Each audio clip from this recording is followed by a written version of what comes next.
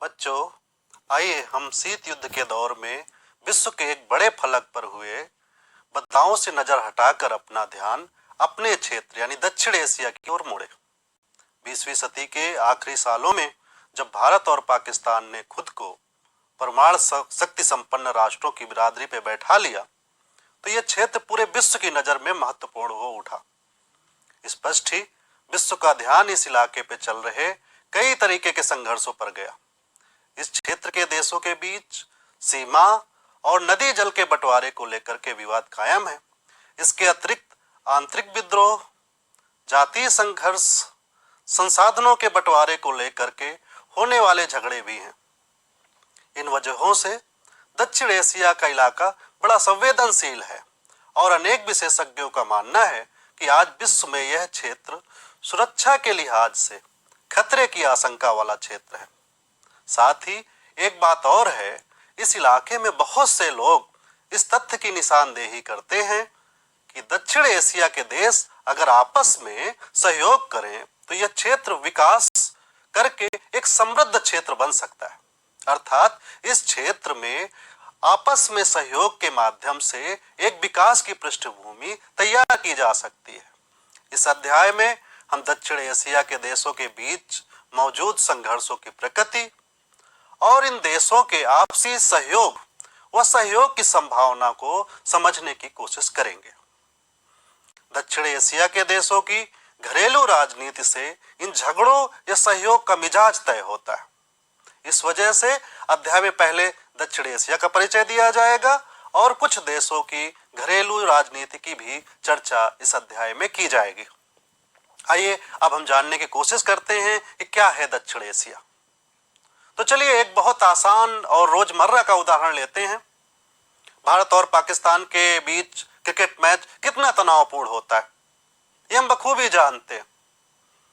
हमने ये भी देखा है कि क्रिकेट मैच देखने के लिए पाकिस्तानी अथवा भारतीय फैंस जब एक दूसरे के देशों में पहुंचते हैं तो उनका बड़ा आदर सत्कार होता है। लोग गर्मजोशी से मेजबानी एक दूसरे की करते हैं। यही हाल दक्षिण एशियाई मामलों का भी है। यह एक ऐसा क्षेत्र है जहां सद्भाव और शत्रुता, आशा और निराशा तथा पारस्परिक शंका और विश्वास साथ साथ बसते हैं। शुरुआत हम एक बुनियादी सवाल से करें कि दक्षिण एशिया है क्या। अमूमन बांग्लादेश, भूटान, भारत, मालदीव, नेपाल, पाकिस्तान, श्रीलंका और अफगानिस्तान को इंगित करने के लिए दक्षिण एशिया पद का व्यवहार किया जाता है। उत्तर की विशाल हिमालय पर्वत श्रृंखला, दक्षिण का हिंद महासागर, पश्चिम का अरब सागर, पूरब में मौजूद बंगाल की खाड़ी से यह इलाका एक विशिष्ट प्राकृतिक क्षेत्र के रूप में सामने आता है। यह भौगोलिक विशिष्टता ही इस उपमहाद्वीपीय क्षेत्र के भाषाई, सामाजिक तथा सांस्कृतिक अनूठेपन के लिए जिम्मेदार है। इस अध्याय में हम दक्षिण एशिया पद का इस्तेमाल इन 8 देशों के लिए करेंगे। इस तरह परिभाषित दक्षिण एशिया हर अर्थ में विविधताओं से भरा पूरा इलाका है, फिर भी भू राजनीतिक धरातल पर यह एक क्षेत्र है। दक्षिण एशिया में तमाम विविधताओं के बावजूद एक सांस्कृतिक निरंतरता पाई जाती है।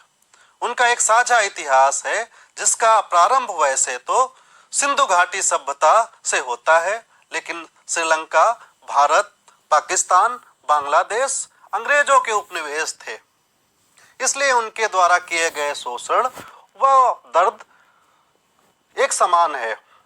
हालांकि अफगानिस्तान व नेपाल सीधा तो अंग्रेजों के उपनिवेश नहीं थे, लेकिन उनका यहाँ पर व्यापक प्रभाव रहा। एक साझा भूगोल व इतिहास उन्हें एक क्षेत्र के रूप में चिन्हित करती है। आजादी के बाद दक्षिण एशिया के विभिन्न देशों में एक सी राजनीतिक प्रणालियां नहीं रही। अनेक समस्याओं और सीमाओं के बावजूद भारत और श्रीलंका में ब्रिटेन से आजाद होने के बाद लोकतांत्रिक व्यवस्था सफलतापूर्वक कायम है। भारत में लोकतंत्र के विकास के बारे में एक और किताब में आप विस्तार से पढ़ेंगे। इस किताब में आजादी के बाद के दिनों में भारतीय राजनीति की चर्चा की गई है। भारत के लोकतंत्र की बहुत सारी सीमाओं की तरफ इंगित किया जा सकता है, लेकिन हमें याद रखना चाहिए कि एक राष्ट्र के रूप में भारत हमेशा लोकतांत्रिक रहा है। यही बात श्रीलंका पर भी लागू होती है। पाकिस्तान और बांग्लादेश में लोकतांत्रिक और सैनिक दोनों तरह के नेताओं का शासन रहा है।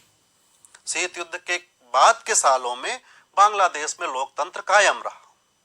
पाकिस्तान में शीत युद्ध के बाद के सालों में लगातार लोकतांत्रिक सरकारें बनती रही। पहली सरकार बेनजीर भुट्टो की बनी, इसके बाद नवाज शरीफ और इसके बाद यह श्रृंखला चालू रही। लेकिन इसके बाद 1999 में पाकिस्तान में सैनिक तख्ता पलट हुआ। 2008 से फिर से यहां पर लोकतांत्रिक शासन है। 2006 तक नेपाल में संवैधानिक राजतंत्र था और इस बात का खतरा बराबर बना हुआ था कि राजा अपने हाथों में कार्यपालिका की सारी शक्तियां ले लेगा। 2008 में राजतंत्र को खत्म किया और नेपाल एक लोकतांत्रिक गणराज्य के रूप में उभरा। बांग्लादेश और नेपाल के अनुभवों के आधार पर हम ये कह सकते हैं कि पूरे दक्षिण एशिया में लोकतंत्र एक स्वीकृत मूल्य बन चुका है। दक्षिण एशिया के दो सबसे छोटे देशों में भी ऐसे ही बदलाव की बयार बह रही है। भूटान 2008 में संवैधानिक राजतंत्र बन गया। राजा के नेतृत्व में यह बहुदलीय लोकतंत्र के रूप में उभरा। दूसरा, मालदीव 1968 तक सल्तनत हुआ करता था। 1968 में यह एक गणतंत्र बना और यहां शासन की अध्यक्षात्मक प्रणाली अपनाई गई। 2005 जून में मालदीव की संसद ने बहुदलीय प्रणाली को अपनाने के पक्ष में एक मत से मतदान किया। मालदीव डेमोक्रेटिक पार्टी एमडीपीएफ देश के राजनीतिक मामलों में उसका सबसे बड़ा दबदबा है। एमडीपी ने 2018 में हुए चुनाव में जीत हासिल की। दक्षिण एशिया में लोकतंत्र का रिकॉर्ड मिला जुला रहा है। इसके बावजूद दक्षिण एशियाई देशों की जनता लोकतंत्र की आकांक्षाओं में सहभागी। इस क्षेत्र के 5 बड़े देशों में हाल ही में एक सर्वेक्षण किया गया था। सर्वेक्षण से यह बात जाहिर हुई कि इन 5 देशों के में लोकतंत्र को व्यापक जन समर्थन हासिल है। इन देशों में हर वर्ग धर्म के आम नागरिक लोकतंत्र को अच्छा मानते हैं और प्रतिनिधित्व मूलक लोकतंत्र की संस्थाओं का समर्थन करते हैं। इन देशों के लोग शासन की किसी और प्रणाली की अपेक्षा लोकतंत्र को वरीयता देते हैं और मानते हैं कि उनके देश के लिए लोकतंत्र ही ठीक। ये निष्कर्ष बड़े महत्वपूर्ण है क्योंकि पहले से माना जाता रहा है कि लोकतंत्र सिर्फ विश्व के धनी देशों में फल फूल सकता है। इस लिहाज से देखें तो दक्षिण एशिया के लोकतंत्र के अनुभवों से लोकतंत्र की वैश्विक संकल्पना का दायरा भी बढ़ा है। अब हम दक्षिण एशिया की सामान्य समस्याओं के बारे में बात करेंगे। पहली है जनसंख्या की अधिकता, दूसरी है गरीबी, तीसरी है कमजोर प्रशासनिक व्यवस्थाएं, चौथी है कमजोर लोकतांत्रिक संस्थाएं, पांचवा है आतंकवाद, छठवां है भाषाई और जातीय संघर्ष। और इन सब के बावजूद सभी देश किसी न किसी सीमा विवाद से आपस में फंसे हुए। आइए इन समस्याओं की एक एक करके चर्चा करते हैं। पहला है जनसंख्या की अधिकता। चित्र में हम देख सकते हैं कि किस तरीके से दक्षिण एशिया में जनसंख्या की अधिकता है।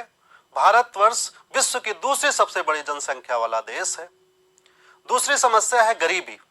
दक्षिण एशिया विश्व के गरीब देशों के बीच में शुमार है, जहां पर एक बड़ी जनसंख्या का भाग अपनी मूलभूत जरूरतों के लिए अभी भी संघर्ष करता हुआ दिखता है। तीसरा है कमजोर प्रशासनिक व्यवस्थाएं।